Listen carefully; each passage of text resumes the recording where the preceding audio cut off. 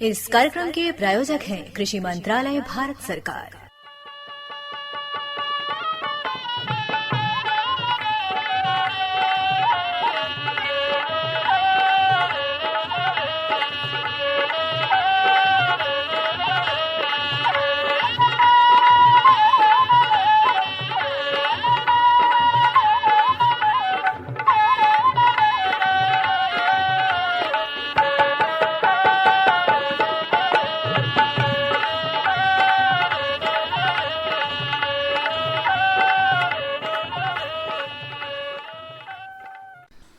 भैया बोला जय जवान जय किसान। राव भाई, हाँ भैया, देखा बैठकी लगल और बताओ हालचाल का हो। भैया देखा हालचाल देखते हुआ और जहाँ भैया देखा खेती पाती की बात हुई तो भैया देखा मौसम के मिजाज देखते हुआ बरखा बुने भैया देखा होखत हुए। इसने में जहाँ भी भैया देखा धान के अंतिम रोपाई भैया देखा चलत हुए, वहाँ भैया देखा अपन किसान भैया लोगन जो पिछड़न हुए धान के रोपाई करत हुए।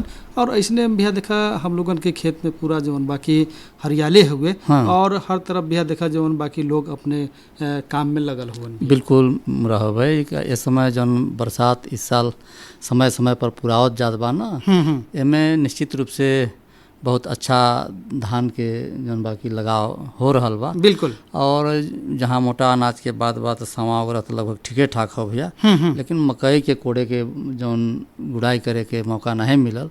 एमे जौन बाकी कुछ हमें पीलापन दिख रहा है, बड़ा अच्छा नहीं चलत। बिल्कुल। लेकिन फिर भी जहाँ अपन कंकड़ीली पथरीली जमीन है ओमे भैया ठीक ठाक चलत है। बिल्कुल। अब इस साल जौन बाकी पेंटा वटा के भी आस लगत बाकी जौन बाकी रही। लेकिन सबसे महत्वपूर्ण बात ये है कि हम लोग जुगत कौन सा ऐसा अपनावल जाए कि कम लागत आवे खेत पर और तो जो बचत कुछ ज़्यादा है भैया। एकदम भैया, ए पर अक्सर करके हम लोग बात कही कल जाला। एकदम भैया। तो किसान के जौन बाकी आय बढ़ावे खातिर कई कैसन रणनीति भी तैयार कल जा रहा है कि का भैया, जैसे उत्पादन बढ़ाना और खेत में लागत कम लगे, फसल के उचित मूल्य सुनिश्चित हो सके। बिल्कुल। कृषि विविधीकरण, प्राकृतिक खेती के अपनाना और आधुनिक तकनीकी से जौन बाकी खेत की निगरानी करना और जोत कोड़ बुआई रोपाई करना और कौशल विकास के से बेहतर बाजार तक पहुंचावे भी शामिल कल बिल्कुल बिल्कुल एकदम सही कहत हुआ भला भैया। और जे तरह से भैया देखा आय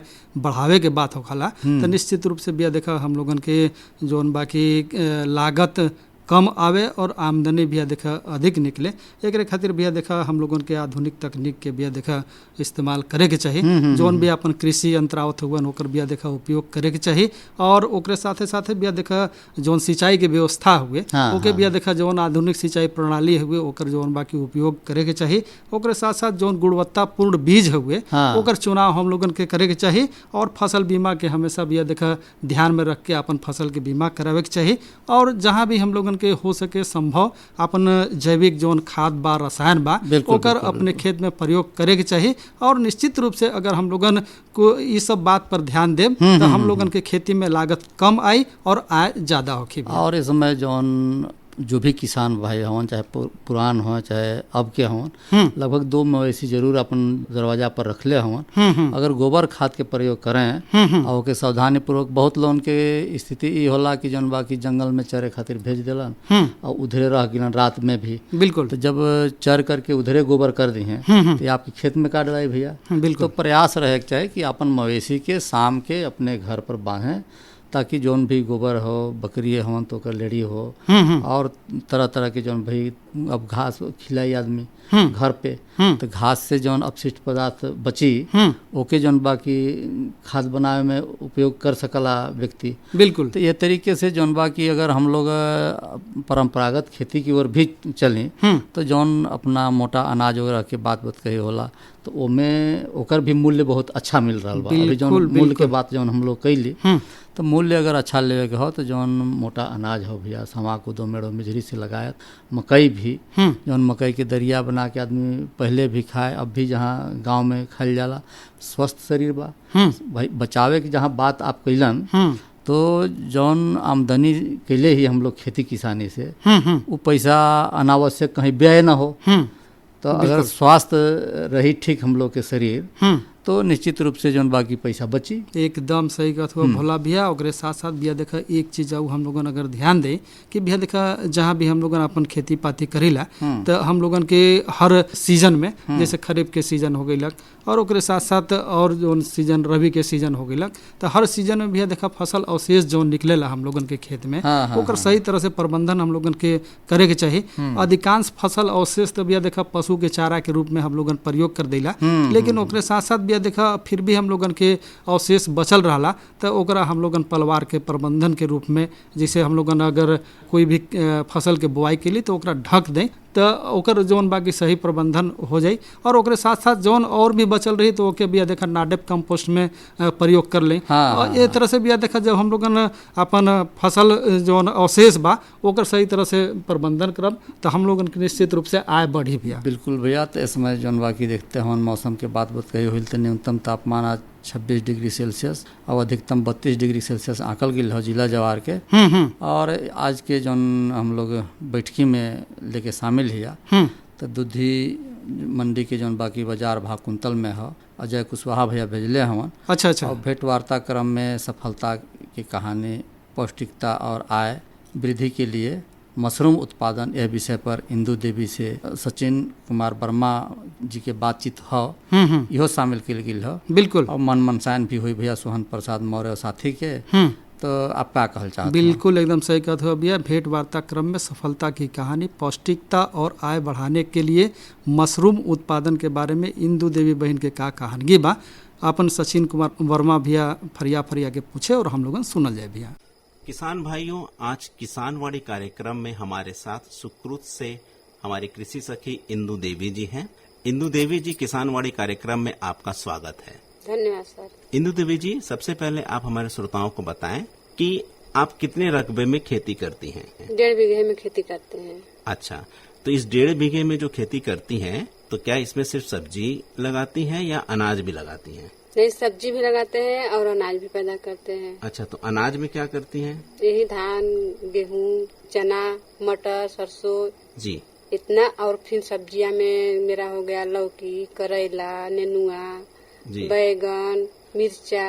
10-12 बिस्से में ये हो जाता है। सब्जी 10-12 बिस्से में, बाकी में अनाज लगाती हैं। अच्छा, आपके क्षेत्र की जो मिट्टी है वो किस तरीके की मिट्टी है? बलुई मिट्टी है सर। बलुई मिट्टी है। बलुई मिट्टी है। तो इसमें जो आप फसल लगाती हैं उसमें वो सहयोग करता है, उत्पादन ठीक से होता है? हाँ, ठीक हो जाता है। अभी वर्तमान में कौन सा फसल लगाई हुई है? इसमें वर्तमान में तो यही है लौकी, नेनुआ, करेला, मिर्चा। अच्छा। और परवल है। अनाज में कुछ? अनाज में भी शुरुआती करने के लिए नर्सरी डाला गया है धान की। धान की। अच्छा। इन सब के साथ आप अभी और भी कुछ कर रही हैं? हाँ सर, हम कृषि सखी हैं।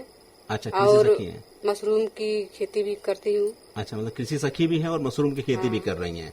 तो कृषि सखी में आप कौन सा कार्य करती हैं? कृषि सखी में मतलब यही जाते हैं, महिलाओं को जागरूक करते हैं कि सब सारी दीदियाँ मिल करके हम इकट्ठा हो जाएं और जो है कि सब्जी हम किस तरह से लगाएं, खेती में मतलब हम सब्जियां लगाएं तो हमारा सब्जी जो है कि अच्छा उत्पादन हो और हमको खाने में स्वाद मिले हो। जो जमीनें फालतू में पड़ी हुए हैं हम उसमें अपना सब्जियां लगा करके आप खुद का खाएं और बच्चों को भी खिलाएं, ताकि जो हम बाजार से सब्जियां जो लाते हैं तो मेरा केमिकल वाला होता है और हम घर पे जो लगा कर अगर हम खाएंगे तो मेरा शुद्ध होगा, हमको खाने में कोई हानि नहीं पहुंचेगी। जी, पैसे की बचत भी होगी। पैसे की भी बचत होगा। बिल्कुल। तो आप बता रही हैं कि आप मशरूम उत्पादन से भी जुड़ी हुई हैं, तो इसकी प्रेरणा आपको कहाँ से मिली और कब से आप जुड़ी हैं मशरूम उत्पादन से? लगभग सर मशरूम का प्रेरणा हमको मिला, हम ये मेरी समूह बना हुआ है यारलम से हम जुड़े हुए हैं। वहीं से हमको ये मतलब विचार मिला कि हम मशरूम उत्पादन के लिए जी। तो हमारे मन में मतलब बैठ गया कि हम मतलब मशरूम उत्पादन कर सकते हैं। जी। तो हम अपना ये विचार बना लिए। अच्छा, कब से जुड़ी हैं? लगभग यही लगभग 1.5 साल हो गया।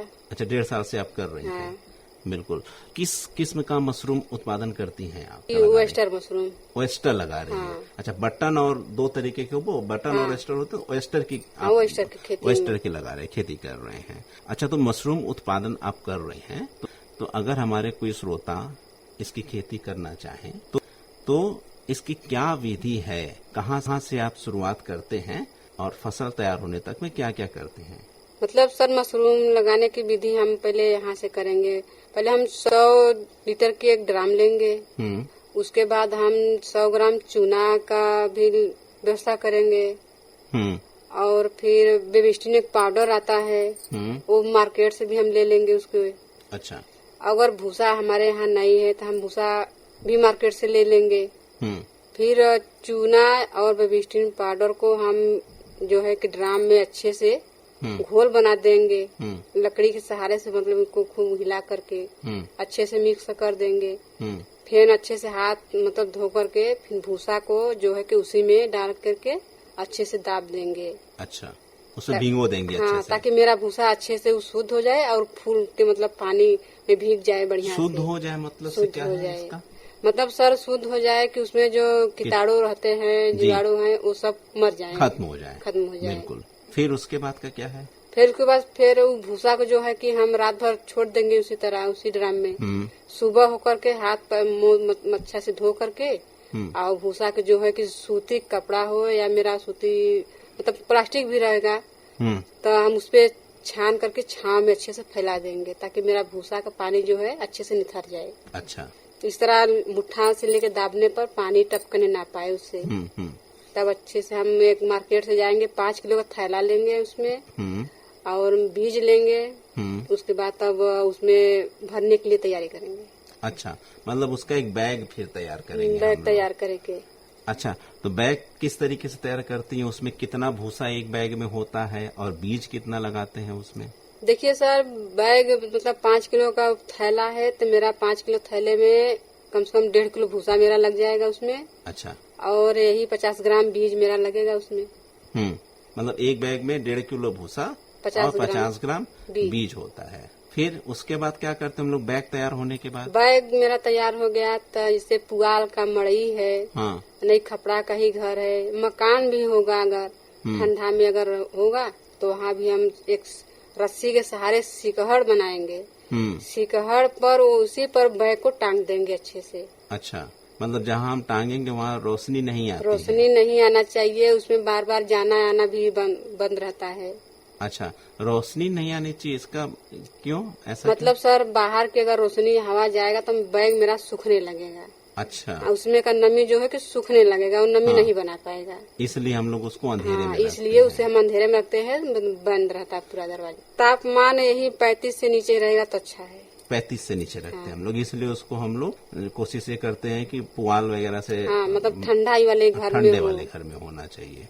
मतलब उसको पुआल वाले घर में रख देते हैं जहाँ रोशनी ना हो। जहाँ रोशनी ना हो। तो क्या ये साल के हर महीने में लगाया जा सकता है या कुछ ऐसा होता है नहीं? कि 2 महीना जो गर्मी पड़ता है कस के उसमें बंद कर दिया जाता है। किस 2 महीने में? यही मान के चलिए जेठ और बैसाख में। जेठ और बैसाख में, मतलब जब तापमान वातावरण का ज्यादा होता है तो उस समय हम लोग उसमें बंद नहीं कर लगाते देते हैं। अच्छा अच्छा, फिर ये जैसे हम कितने दिनों पर उसको चेक करते रहते हैं कि फसल सही ढंग से 10 चल से रहा है? 15 दिन पर हम फिर जाकर के रूम में देखेंगे कि मेरा बैग जो है कि कौन सा नुकसान हो रहा है, कौन सा अच्छा है, किसमें से फसल निकलेगा, किसमें से नहीं निकलेगा। ये कैसे मालूम चलता है कि किसमें से बैग मेरा जो है सर, अगर अच्छा बैग है तो अच्छा ही मेरा भूसा लौकेगा, उसमें सफेद ही सफेद। और जो अगर खराब हो रहा है बैग तो वो बैग पूरा काला होने लगेगा। तो उस बैग को हम घर उस जगह से निकाल करके दूसरे स्थान पर रख देंगे उठा करके। अच्छा, तो जिस कमरे में आप ये व्यवस्था की है उसमें जाने के पहले भी कुछ हमें सावधानी बरतनी पड़ती है? जी हाँ, किस तरह मतलब की सावधानी? हम अगर उस रूम में जा रहे हैं तो पहले अच्छे से हाथ पैर धो करके अच्छा तब उस रूम में जाएं, लेकिन जाने के बाद भी वो बैग हम छुएंगे नहीं, दूरी से देखेंगे। अच्छा, ऐसा क्यों करते हैं कि बैग को छूते नहीं है? नहीं छूते हैं इसलिए कि जो कीटाणु मतलब बैक्टीरिया होते हैं हम लोगों के शरीर के अंदर से ही उस पे चला जाएगा। अच्छा। इसीलिए जो है कि हम लोग छूते नहीं, भी छूने भी नहीं देते हैं दूसरों को भी। अच्छा, तो मतलब पूरी तरीके से शरीर को साफ करके तभी अंदर जाना चाहिए जिससे फसल में कोई बीमारी वगैरह ना लगे। तो ये जो बैग है जिसमें आपने व्यवस्था की है तो ये कितने दिन में तैयार हो जाता है पूरी फसल? पूरी फसल मेरा 1 महीने में तैयार होगा। 1 महीने में तैयार हो जाता है? अगर सर अगर गेहूं का भूसा है तो 1 महीने में तैयार होगा। धान का अगर भूसा है तो उसमें 1.5 महीना लगेगा। अच्छा। क्योंकि धान के भूसा में उसमें नमी ज्यादा बनी रहती है और गेहूं का भूसा है कि उसमें नमी थोड़ा धान के भूसा से कम रहता है। इसमें जल्दी गर्मी मतलब बना लेता है तो जल्दी से निकल जाता है। अच्छा, तो जब फसल तैयार होने वाला होता है तो फिर हमें उसको बाजार में ले जाना होता होगा। तो बाजार में ले जाना है मतलब उसको हमें बेचना है, उपभोक्ता तक पहुंचाना है, तो उसके बीच आप क्या करते हैं, किस तरीके से उसको करते हैं? देखिए, जब मेरा फसल तैयार हो गया है तो हम मोबाइल द्वारा उन सबको खबर सूचना पहुंचा करके अपना उस फसल को मार्केटिंग कर देते हैं। मार्केट से तो लोग जाते नहीं है, लेकिन घर से मेरे यहाँ करके ग्राहक लोग ले जाते हैं आकर के। अच्छा। हाँ, 1 हफ्ता के अंदर में मेरा फसल पूरा निकल जाता है। अभी आप लगभग एक बार में कितना बैग तैयार करती हैं? 20 बैग लगाए हैं। तो ये 20 बैग जो तैयार करती हैं उसमें आपकी लागत कितनी पड़ती है और मुनाफा लगभग कितना हो जाता है? मुनाफा यही मेरा 50%। 50%? हाँ। मतलब जितनी लागत पड़ती है उसका 50% जो मुनाफा में आ जाता है। मुनाफा। तो 20 बैग तैयार करते हैं तो इसमें लगभग कितना लग जाता होगा पैसा आपका? पैसा इसमें मेरा लगा है यही लगभग 4 से 500 तक। 4 से 500 तक। और फिर उस पे हमें लगभग 50% मुनाफा मिल सकता है अगर पूरे 20 बैग में निकल जाए अच्छे से फसल। तो कुछ भी हम उपयोग करते हैं खाने पीने वाली चीजें तो उसकी पौष्टिकता को जरूर देखते हैं। जो भी उपभोक्ता होता है उपयोग करना है तो पौष्टिकता जानेगा तभी उसको खरीदता है। तो इसके लिए आप कुछ करते हैं क्या कि प्रचार कुछ या उपभोक्ताओं को पौष्टिकता के बारे में बताते हैं मशरूम के? मतलब यही बताते हैं कि ये मशरूम जो है कि ताकत देती है अंदर। अगर मशरूम को हम सुखवा करके अगर पाउडर बना ले मिक्सर मशीन में पीस करके, छोटा बच्चा अगर है कमजोरी उनको हो रही है, बार बार बीमार हो रहे हैं, तो हम वो मशरूम को 1 चम्मच छोटा वाला लेकर के दूध में अच्छे से घोल करके उस बच्चे को पिला सकते हैं तो बच्चा मेरा स्वस्थ एकदम रहे। अच्छा, तो ये सब उपभोक्ताओं को आप बताती हैं? हाँ। तो फिर वो उपयोग करते होंगे। हाँ। अच्छा, आप मशरूम की खेती जब आप शुरू की अपने क्षेत्र में तो आपसे भी कुछ लोग प्रभावित हुए, कुछ लोगों ने शुरू किया आपके क्षेत्र में मशरूम? हाँ, इसमें तो 3 महिलाएं मतलब कर रही हैं और महिलाएं भी तैयार हो रही है कि दीदी हमको भी बताइए, हमको भी बताइए, पैसा ले लीजिए, बीज मंगा लीजिए, हम भी करेंगे घर में रह करके। ताकि ये तो बहुत अच्छा काम दिख रहा है कि महिलाएं तो बाहर जा नहीं सकती, तो महिलाएं हम लोग हैं बाहर जाएंगे नहीं, घर में ही अपना 2 पैसा कमदनी करें। बिल्कुल, मतलब खेती किसानी से अगर आप जुड़े हैं तो घर की देखभाल भी कर लें और अगर आप मशरूम की खेती कर रहे हैं तो एक एक्स्ट्रा पैसा आपको आमदनी हो सकती है। तो किसान भाइयों, ये थी इंदु देवी जी सुक्रूज से जो मशरूम की खेती करती हैं और हमें स्टूडियो में आकर के इतनी अच्छी जानकारी दी। इंदु देवी जी, इसके लिए आपका बहुत बहुत धन्यवाद। धन्यवाद सर। भैया और देखा कितना बढ़िया सफलता कहानी के माध्यम से पौष्टिक और आय वृद्धि के लिए मशरूम उत्पादन सुनल गए। इंदु देवी बहन जो है कि बहुत बढ़िया बतौलन और सचिन कुमार वर्मा जी के कितना बढ़िया पूछे कि अपन तौर तरीका है। बिल्कुल, आप लोग के बहुत बहुत धन्यवाद है। लेकिन भैया देखते कि आपके जौन बाकी हाथ में एक पाती भी लगल है। बिल्कुल बिल्कुल भैया, हमें लगत बा कि दूधी मंडी के बाजार भाव है तो भैया के एकदम सही कहत है भैया। बाजार भाव हम लोगन के अपन कार्यक्रम के साथे हुए और हर समय जो बाकी दूधी के बाजार भाव अपन अजय कुमार कुशवाहा भैया भेजत रहलन और निश्चित रूप से बाजार भाव जो हम लोगन के टटका मिलल भैया। तो हम लोगन अपन जोन भी अपन फसल उत्पादन रहला ओकरा वहाँ पर ले जा करके बेच के भैया हम लोगन अच्छा आमदनी भैया देखा लेला। और आज कौन कौन सब्जी पड़त बा भैया? बिल्कुल भैया, आलू जोन बाकी 1600 से 1700 रुपया कुंतल, टमाटर 4500 से 5000 रुपया कुंतल, प्याज 1000 से 1200 रुपया कुंतल, लहसुन 8000 से 9000 रुपया कुंतल, मिर्चा रहले 10000 से 12000 और भिंडी रहले 1600 से 2000 रुपया कुंतल, नेनुआ 2500 से 3000 और करेला रहले 4000 से 4500 रुपया कुंतल, बोड़ा 2500 से 3500, अरुई रहले भैया देखा 1800 से 2000 रुपया कुंतल, लौकी 1800 से 2200 और बैगन रहले गोलका वाला भैया 3000 से 3500 और लंबा वाला 2500 से 3000 रुपया कुंतल, बंडा रहले 2500 से 3000 रुपया कुंतल, मक्का 1200 से 1600 अच्छा और धनिया की पत्ती रहले भैया 15,000 से 20,000 रुपया कुंतल, मूली 2,000 से 3,000, हाँ। पालक रहले 2,500 से 3,000 रुपया कुंतल, देसी खेकसा हो 10,000 से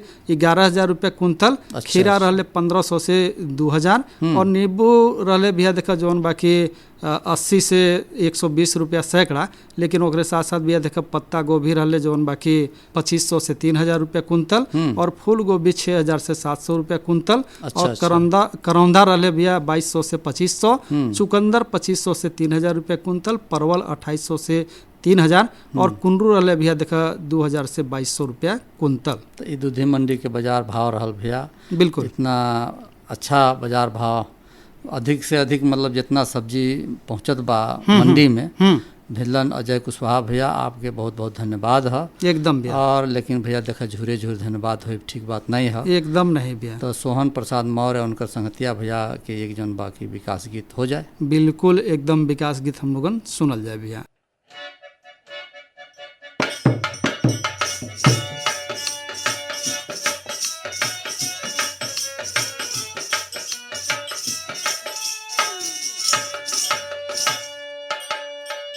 हरियारा खाद डाली खेतवा में मितावा की, हरियारा खाद डाली खेतवा में मितावा की, हरियारा खाद डाली खेतवा में मितावा की। पसरी सगारी हरियाली मितवा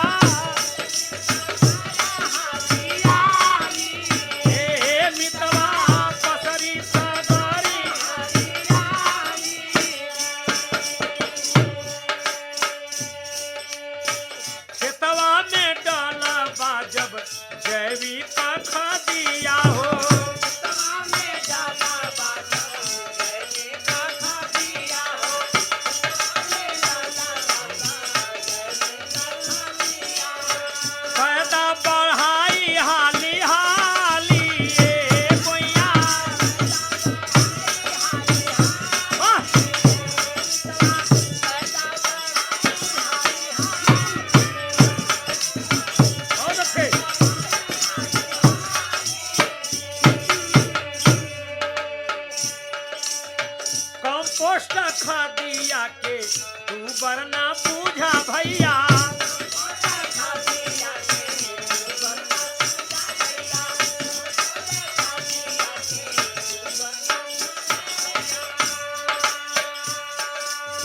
गुड़ बट येहू में निराली मितवा,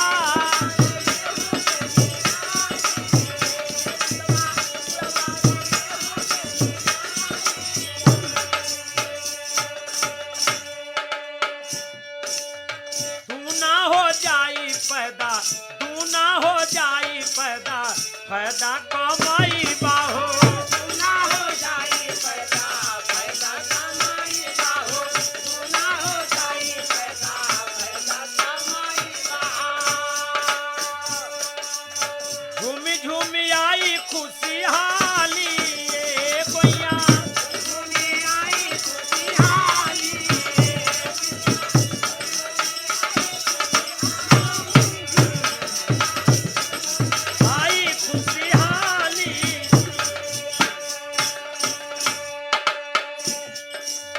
बात बाया ज्ञानी कनक फूटे गठिया हो,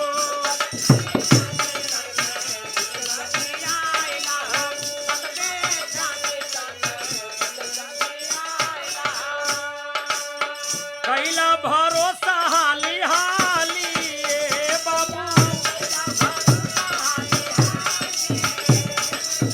कैला भरोसा हाली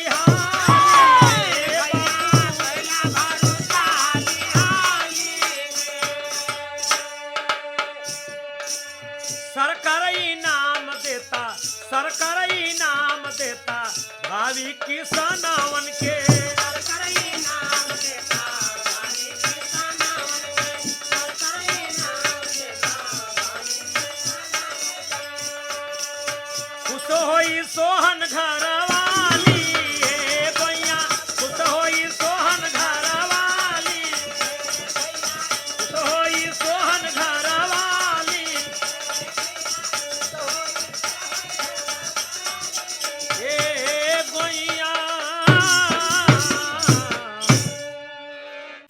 अरे अरे अरे क्या कर रहा है? इधर इधर इधर हम बोल रहे हैं तेरे बीजू का। उतला बोल रहा है? पक्षियों से तो हम खेत को बचा लेते हैं, पर इन घातक रसायनों से कैसे बचाएं? मतलब?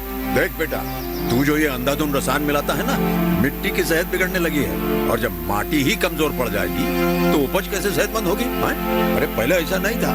पूछना अपने बड़े बुजुर्गों से, कैसे फसल लहलहाती थी, शुद्धता झलकती थी। हाँ, माटी भी तंदुरुस्त और लोग भी।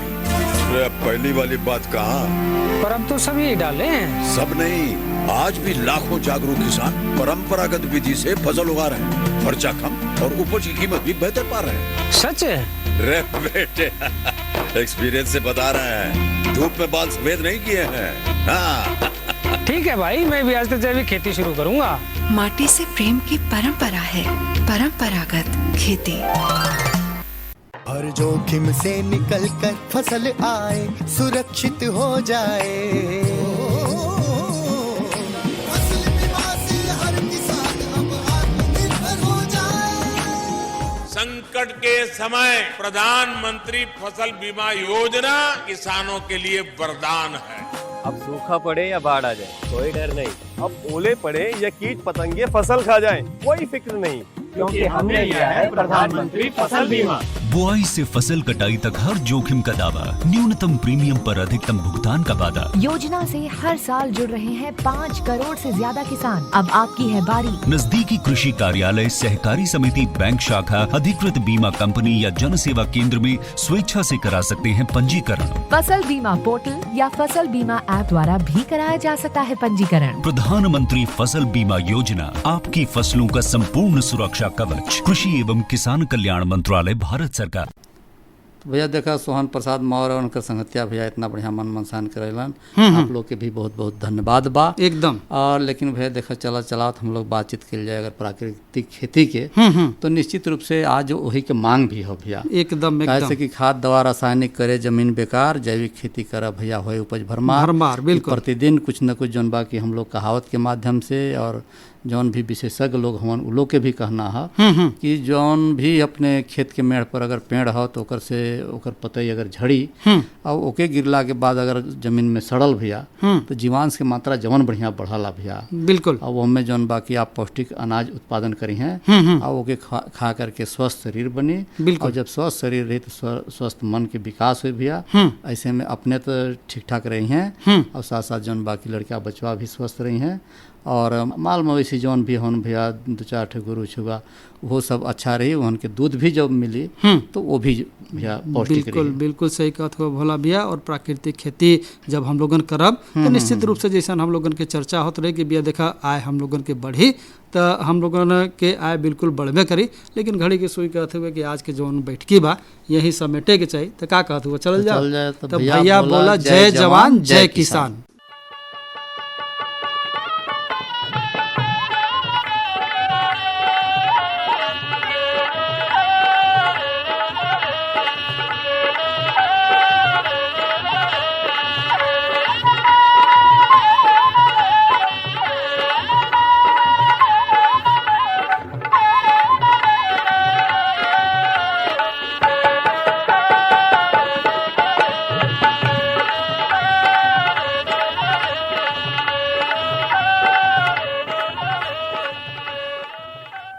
इस कार्यक्रम के प्रायोजक थे कृषि मंत्रालय, भारत सरकार।